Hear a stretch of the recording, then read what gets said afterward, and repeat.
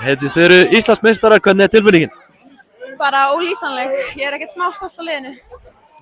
Síðustu leikir og svona, var þetta orðið frekar einhvern veginn svona smá stressandi?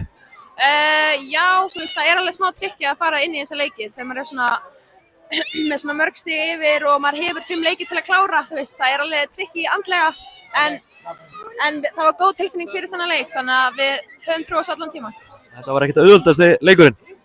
Nei, ekki auðveldasti leikurinn kannski, en við héldum allt áfram, komum tilbaka, við fengum okkur mörg, þannig að ég er bara, já, ég er ógeðslega stolt af okkur í kvöld. Þið eru ekki bara Íslandsmeistarar, þið eru tvöfaldir meistarar, búið að vera geggja tímabil. Já, þetta er búið að vera frábært, bara, já, ég er eiginlega bara orðlaus, sko. Líka bara svona eftir allt sem þú gekkst í gegnum út í Sviss og allt það dæmi að koma hingað og vera Íslandsmeistari. Já, ég er svo þakklátt að vera hérna og taka þátt í þessu og bara, já, svo stolt. Og komið tilbaka eftir að eignast barn og vinna tvöfalt geggja. Já, bara fullkomið, getur ekki verið betra. Hvernig bara svona, hvernig ætlið að fagna þessu núna, ætlið 2 leikir eftir og svona? Ég veit ekki alveg hver staðan er, kannski við fögnum smá, ég veit ekki hvernig. Það voru flugeldar og svona mikil fagnaðarlæti í stúkunni, það er gaman. Já, mjög gaman, mjög gaman. Svona, þessi bara 2 leikir sem eru eftir, væntanlega, þú veist, hvernig bara nálgist þið þá leiki?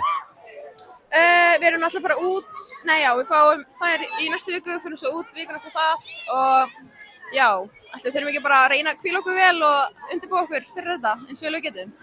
Bónus að fá þessa Evrópukeppni núna? Já, mjög gaman og spennandi. Við erum mjög spenntið fyrir því. Takk fyrir þetta. Takk fyrir.